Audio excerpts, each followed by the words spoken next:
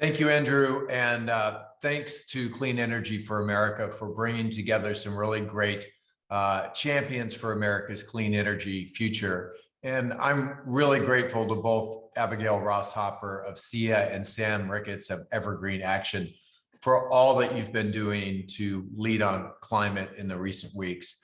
And I think I can speak for all of us in saying just how excited I was to see President Biden take decisive action earlier this week for our solar and clean energy industry, giving U.S. solar companies a 2-year reprieve from the solar tariff petition that was creating so much uncertainty across the industry will literally save thousands of American jobs. And it'll help us build a bridge for our domestic solar component manufacturers to really scale up their operations and become more competitive on the global market.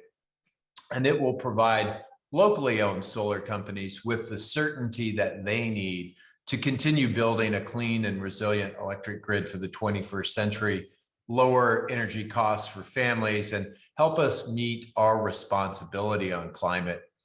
As someone who's really honed in on the effort to electrify our buildings, I was also pleased to see the president invoke the Defense Production Act to supercharge the domestic manufacturing of heat pumps and other really critical clean energy technologies. Manufacturing heat pumps at scale will help many more Americans purchase these hyper efficient, clean electric appliances. Heat pumps are so much more efficient and less costly to operate over the long term than fossil combustion powered furnaces, water heaters, and HVAC systems. And we need to help all of our businesses and families see those savings on their monthly utility bills. Now that the president has taken these major executive actions, the Senate needs to do our part too and come back to the table on climate and clean energy investments. And I'm eager to pass the clean energy tax credits and rebates that will help lower costs for families, help us really rapidly scale up these job creating industries, and make sure that we're meeting this moment on climate.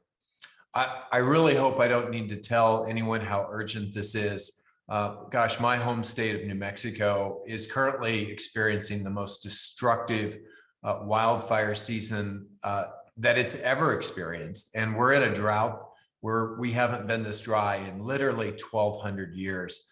And we're in June. So my constituents can't afford to wait any longer for Congress to act on climate. So we need to find a way forward. So thanks to all the speakers, everyone tuning in today for what you're doing to elevate this effort. And let's get this done. Thank you all. Fantastic. Thank you, Senator Heinrich. We